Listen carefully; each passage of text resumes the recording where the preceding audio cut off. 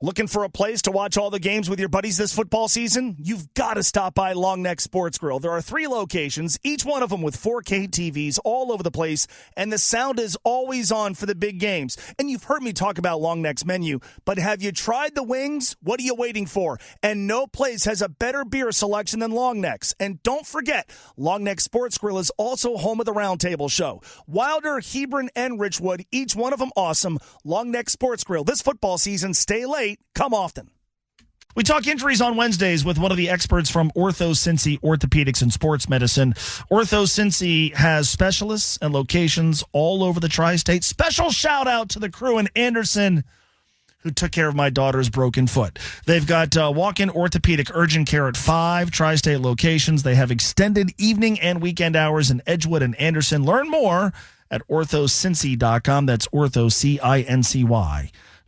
This week we have Dr. Angel Velazquez. Let's start with Trey Hendrickson. It looks like he's going to give it a go.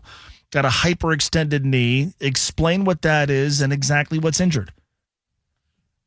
Well, first, a hyperextension knee injury, it is when the knee is forced back beyond the neutral position. Okay, so what happens is if you have your leg and you keep the leg straight, that is extension of the knee. Hyperextension means that the ankle is moving forward far away from the neutral position or the position where the knee will stop.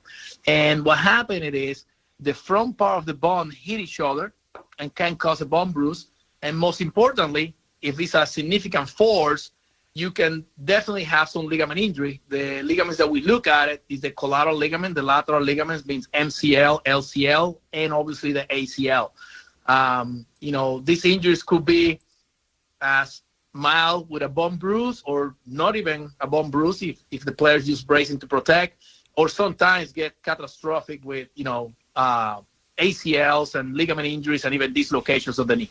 Sometimes you'll hear about with other injuries, grade 1 strains, grade 2 strains. Do those things apply when we talk about hyperextensions? Well, you apply depending if it's a ligament injury. If there's a ligament injury, so you can put a definition, you can put a category about where is the injury, what is the grade of the ligament that were involved.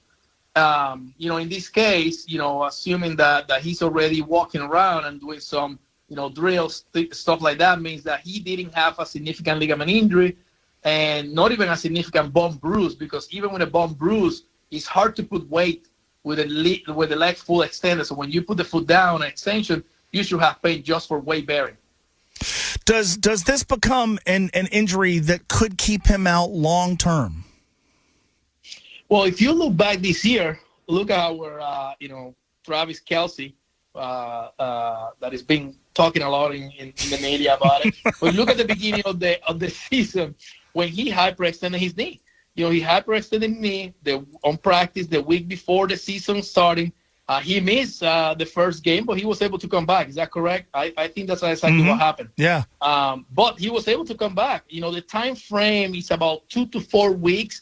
On a less severe injury.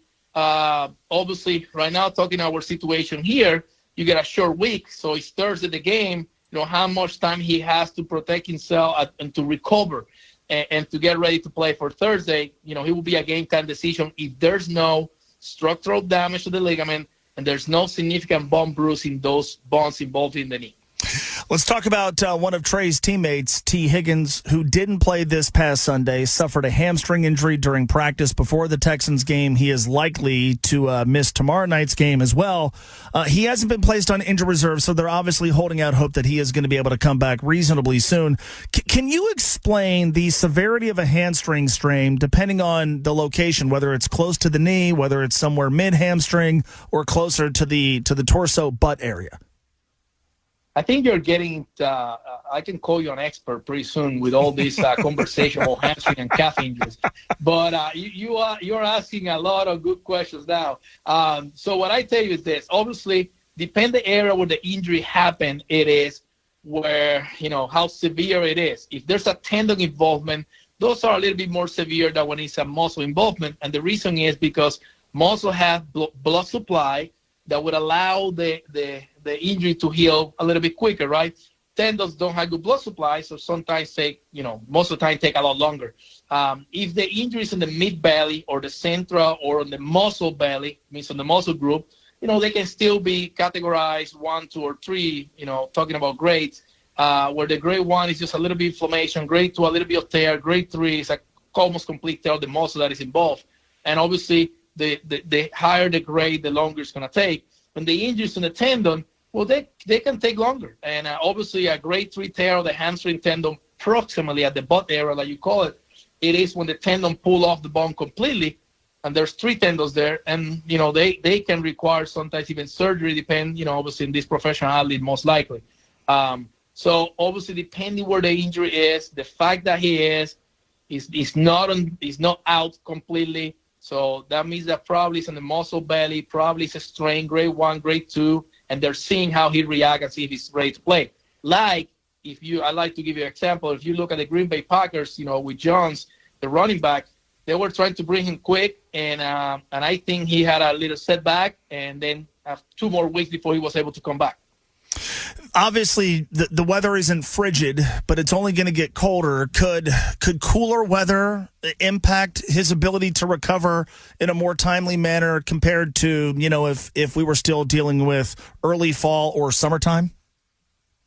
I think the healing process should not be affected by the weather, but obviously that affect when they are in games, when they are in practice. They need to stay warm. They need to get some blood flow in those muscle groups. So they need to stay active. That's why you see them sit on a bicycle on the sidelines, or you see them with some devices, give you some heat or some massages, just to keep those muscles getting that blood flow that is needed. So when they go back and those muscles start working really hard and they trying to sprint, they don't strain again. One more player I want to ask you about, and it's a Baltimore Raven, obviously Bengals-Ravens tomorrow. Marlon Humphrey, their outstanding corner, suffered a non-contact lower calf strain injury this past week, and there's obviously been a lot of talk about his availability for tomorrow. We've talked, obviously, maybe more about calf strains this year than any other injury. Mm-hmm. Can you kind of go into, and I know we've had this before, but remind us about the different grades of a calf strain. Well, most of the injury that we have talked, it is in the muscle belly, right? It's in the muscle group where you call the gastrocnemius, or people call the soleus, depending where the injury is. There's 3 muscles there that form the calf. And like we mentioned, grade 1 is when there's a little bit of inflammation. 2 is a strain. It's a little more tear of the muscle. Grade 3 is a higher tear, almost complete tear. So, we talk that this can take, a couple of weeks to up to months, even 3 months, depending the degree. The only thing is that when you're talking about lower calf, that what exactly that means, in terms is the lower portion of the leg, right? But that is where the muscle and the tendon get together. And, the question there is, there's something is called tennis leg that is where is related to tennis player, right? Got it more often. But it's when the muscle and the tendon, where the calf and the Achilles get together, there's more an injury to that instead of an injury to Achilles by itself down in the foot or the ankle, or the injury just into the muscle. So, start watching that closely to see. We're going to look, depending how long taking to come back, if that injury was lower where the muscle and the tendon get together, that actually take a little bit longer than just a muscle injury. Dr. Angel Velazquez from OrthoCincy, it's always good to have you. You always provide such great insight, and today you made me feel like an expert. You're the best. Thanks so much. Well, you're asking me a little bit of tougher questions now. You're learning. I'm learning. That's right. It's due to our time together. Thank you, sir. Thank you. You got it. One of the absolute best, Dr. Angel Velazquez from OrthoCincy. I say this every single week because it's true. One of the most awesome things about OrthoCincy is they have specialists and locations all over the tri-state. This includes walk-in orthopedic urgent care during the week from 9 a.m. to 9 p.m. and on Saturdays from 9 a.m. to 1 p.m. at both Edgewood and Anderson. It's easier because you don't need an appointment, and it's definitely cheaper than going to an ER when you have an urgent orthopedic injury. Go to OrthoCincy.com. That's OrthoCincy.com. Long Neck Sports Grill is the place to be this football season with 3 very easy-to-get-to locations in Northern Kentucky, 4K TVs all over the place, and the sound always on for the big games. Long Neck's menu has something for everybody, but you've got to try the wings. And no place has a better beer selection than Long Neck's. Each location is very easy to get to, Wilder, Hebron, and Richwood. And don't forget, Long Neck Sports Grill is the home of the Roundtable Show. This football season, you've got to get to Long Neck's. Stay late. Come often.